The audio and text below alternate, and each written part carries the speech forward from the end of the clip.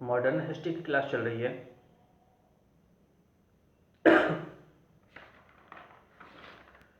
भारतीय राष्ट्रीय आंदोलन प्रथम चरण 1885 से 1915 ईसा। बंगाल विभाजन। लॉर्ड कर्जन के विभिन्न शासकीय प्रशासकीय कार्यों में सबसे अधिक विवादास्पद कार्य वर्ष 1905 में बंगाल का विभाजन था। इस समय बंगाल प्रेसिडेंसी भारत का सबसे अधिक जनसंख्या वाला प्रांत था। इसमें पश्चिमी बंगाल तथा पूर्वी बंगाल, वर्तमान बांग्लादेश, बिहार, उड़ीसा शामिल थे। बंगाल के विभाजन के लिए यह तर्क दिया गया कि इतने बड़े क्षेत्र पर सुव्यवस्थित ढंग से शासन करना संभव नहीं है। इस योजना के अनुसार अविभाजित बंगाल को बंगाल एवं पूर्वी बंगाल में विभाजित करना था। बंगाल प्रांत में आधुनिक पश्चिम बंगाल के 11 जिले, दार्जिलिंग जिला, बिहार तथा उड़ीसा शामिल थे। बंगाल विभाजन का असम के कमिश्नर हेनरी कॉटन ने विरोध किया था तथा नए लेफ्टिनेंट गवर्नर फ्यूलर के विरुद्ध मोर्चा निकाला था। कलकत्ता हाई कोर्ट के न्यायिक क्षेत्र के अंतर्गत ही पूर्वी बंगाल एवं असम आता था। बंगाल प्रेसिडेंसी से 1874 ईसा में असम अलग हो गया था। बंगाल विभाजन के उद्देश्य। बंगाल में हिंदू बहुसंख्यक थे। बंगाल से पृथक किए गए प्रांत को पूर्वी बंगाल एवं असम नाम दिया गया। इसमें राजशाही ढाका, चटगांव सम्मिलित थे। इसकी राजधानी ढाका को बनाया गया। चटगांव को भी एक केंद्र बनाया गया जिसमें बहुसंख्यक मुस्लिम जिले शामिल थे।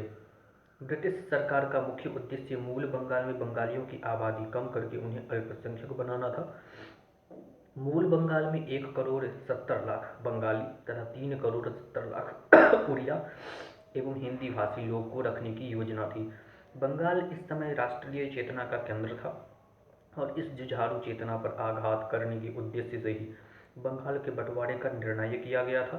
इस विभाजन का एक और पक्ष था जिसमें बंगाल का धार्मिक आधार पर विभाजन किया गया।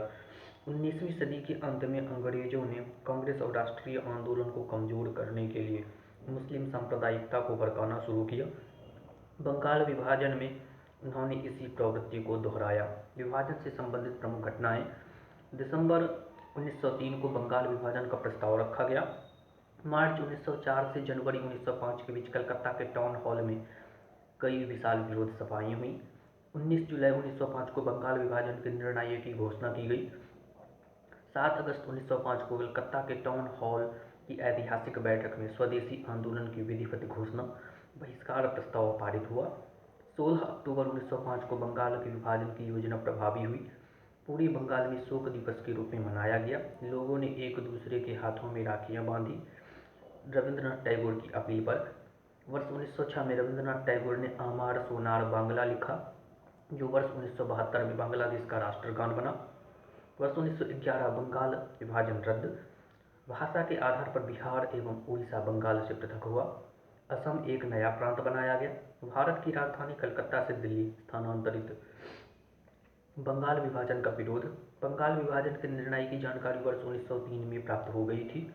उदारवादियों ने इसका विरोध किया। सुरेंद्रनाथ बनर्जी, के मिश्र और पृथ्वीश चंद्र राय आदि ने सरकार को इसके विरोध में प्रार्थना पत्र सौंपे, सभाएं आयोजित की, निंदा प्रस्ताव पारित किए। उन्होंने हितवादी संजीवनी और बंगाली पत्रिका के माध्यम से इसका विरोध किया। सुरेंद्रनाथ बनर्जी ने बंगाल के विभाजन पर कहा कि विभाजन हमारे ऊपर वज्र की तरह गिरा है। स्वदेशी आंदोलन। बंगाल विभाजन के निर्णय पर उदारवादियों के प्रयासों का कोई प्रतिफल नहीं हुआ। सरकार ने जुलाई 1905 में विभाजन की घोषणा कर दी। टाउन हॉल में इसके विरुद्ध सभा आयोजित की गई। स्वदेशी एवं बहिष्कार का निर्णय किया गया।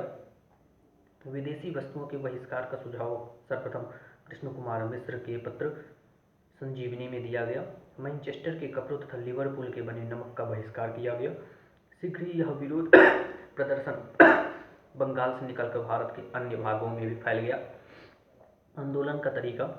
स्वदेशी एवं बहिष्कार आंदोलन को जनसाधारण तक पहुंचाने में स्वयंसेवी संगठनों ने महत्वपूर्ण भूमिका अदा की। इसमें सबसे महत्वपूर्ण संगठन थे स्वदेशी बांधव समिति, जिसकी स्थापना अश्विनी कुमार दत्त ने की थी। ये 12 साल में एक अध्यापक थे।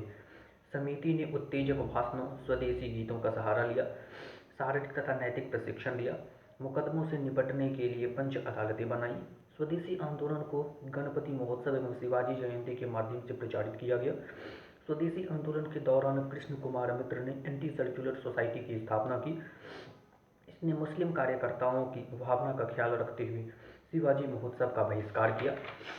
स्वदेशी आंदोलन की दूसरी बड़ी विशेषता यह थी कि इसने आत्मनिर्भरता, आत्मशक्ति का नारा दिया। इसके अंतर्गत सामाजिक सुधार तथा राष्ट्रीय शिक्षा, स्वदेशी जैसे तत्वों का समावेश किया गया।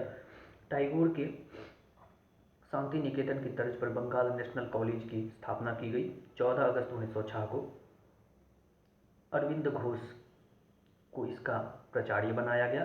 15 अगस्त 1906 को ही राष्ट्रीय शिक्षा परिषद का गठन हुआ। इसका उद्देश्य राष्ट्रीय नियंत्रण के तहत जनता को इस तरह का साहित्य, वैज्ञानिक व तकनीकी शिक्षा देना जो राष्ट्रीय जीवन धारा से जुड़ी हो। शिक्षा का माध्यम देशी था। तकनीकी शिक्षा के इस क्षेत्र में बंगाल इंस्टीट्यूट की स्थापना की गई। छात्रों को उच्च शिक्षा के लिए जापान भेजने की व्यवस्था की गई। विशेषता एवं नेतृत्व।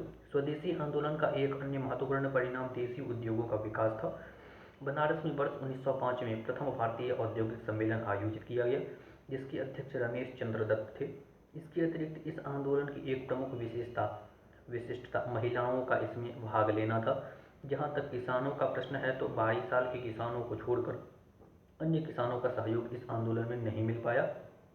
तिलक ने बम्बई एवं पूना, लाला लाजपत राय और अजीत सिंह ने पंजाब एवं उत्तर प्रदेश में, सैयद हैदर रजा ने दिल्ली में तथा चिदम्बरम पिल्लई ने मद्रास में आंदोलन का नेतृत्व किया।